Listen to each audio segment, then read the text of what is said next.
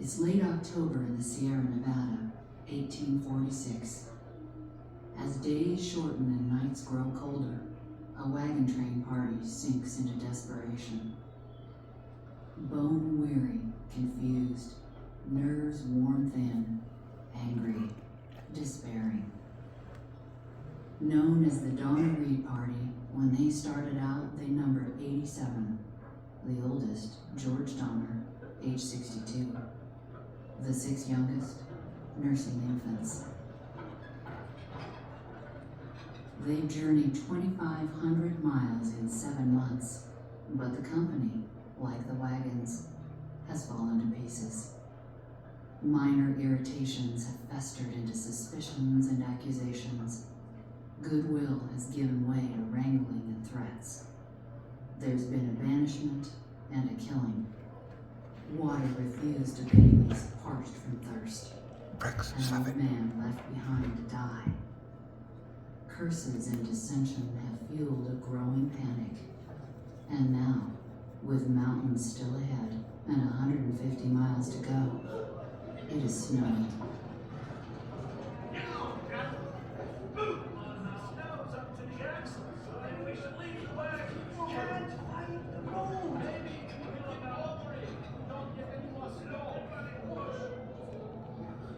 The snow was sent up to the mule's sides. The farther we went up, the deeper the snow got. So the wagons could not go. So they packed their oxen and started with us carrying a child apiece and driving the oxen in the snow up to their waists. We went on that way 2 miles, and the mules kept falling down on the snow head foremost. We, the women, were all so tired. We lost our road. Going to the depth of the snow on the mountains, we were compelled to abandon our wagons and pack our goods upon oxen. I foresaw the danger plainly and unmistakably. The terror amounted to panic. The mules were lost, the cattle strayed away, and our further progress rendered impossible. Another storm! What should we take? What can we left behind? I must take my box of tobacco. Don't need this bale of calico. No, we cannot. In my calico. I can go no farther. I must sit down and rest. I beg you for God's sake, get over the ridge before halting. So tired. The snow came on with blinding fury. In a few days, snow was 4 feet deep. To make matters worse, another storm began. The snow is faster. Snow, nothing but snow. Stop! You gotta turn back. Stop!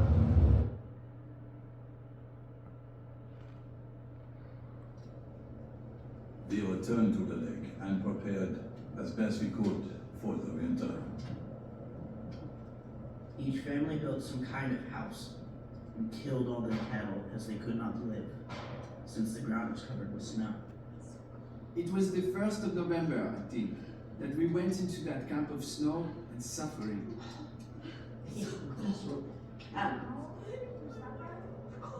It's snowing fast. The prospect is appalling. We offer our prayers to God.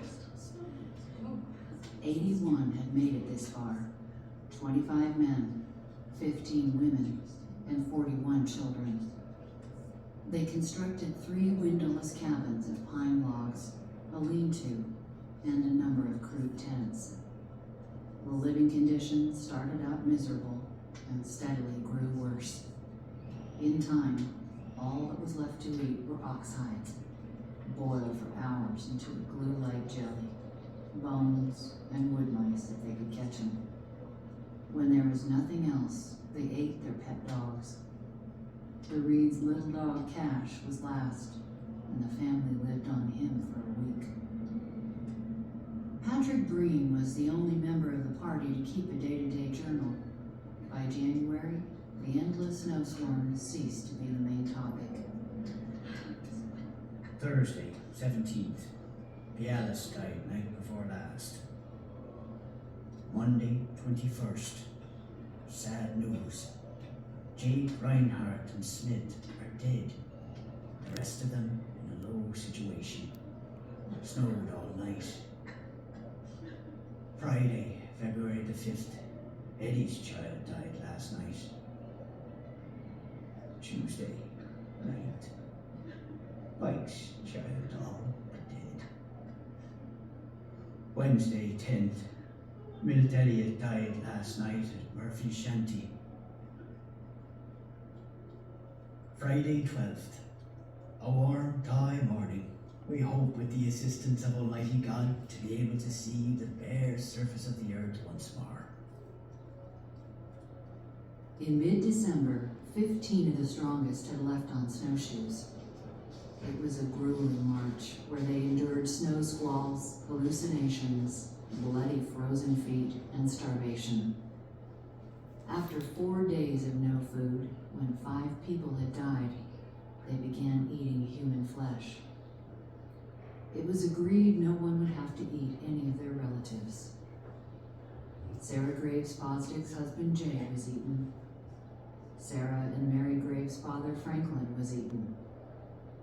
Sarah Foster's younger brother Lemuel was eaten. When the 2 Indian guides, Luis and Salvatore, neared death, they were shot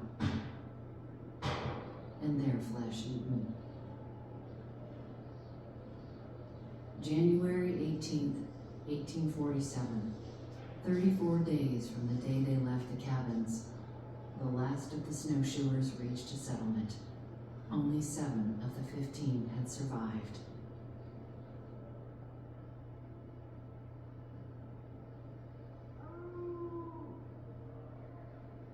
Anyone out there? Hello? Hello? Anyone out there? Hello? We crossed Truckee Lake on the ice and came to the spot where we'd been told we should find the emigrants. We looked all around, but no living thing except ourselves was in sight, and we thought that all must have perished. Hello! We raised a loud halloo! Halloo! And then we saw a woman emerge from a hole in the snow. Over there! I can see him! Okay! As we approached her, several others made their appearance in like manner, coming out of the snow. They were gaunt with famine, and I never can forget the horrible, ghastly sight they presented. The first woman spoke in a hollow voice, very much agitated. You're in for California. Where did you come from, heaven? The snow was about 12 to 14 feet deep and covered everything. They were an awful looking sight. A white and starved looking lot, I can tell you. They were pretty glad to see us. They took on awful, anyhow. Oh, thank God. We'll take as many of the little ones as we can carry. Please take my child. Such pain and misery. These children are almost all We've been waiting so long.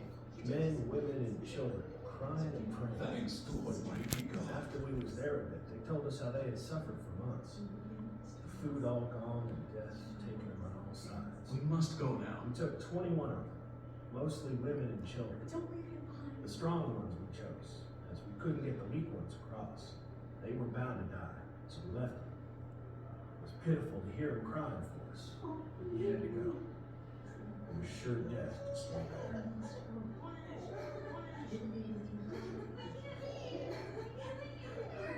Mom, you'll never see me again.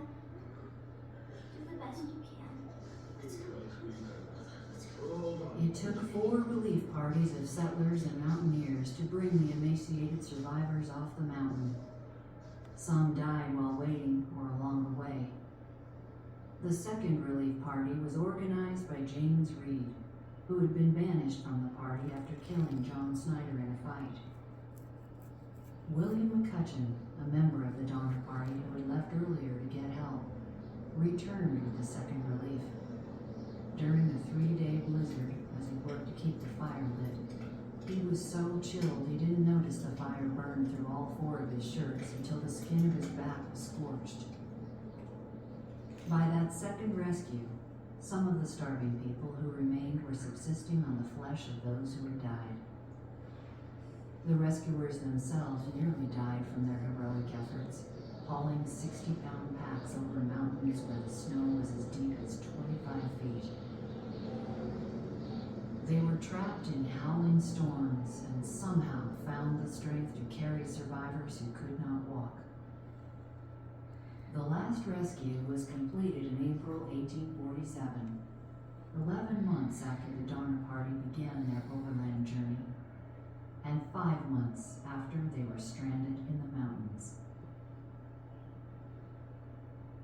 Of the 87 members of the Donner Party, 39 died and 48 survived. As spring returned to the Sierra Nevada, those who had made it began their new lives as Californians. In the shadow of the mountains, they married, remarried, had children, worked and prospered, and many lived to an old age.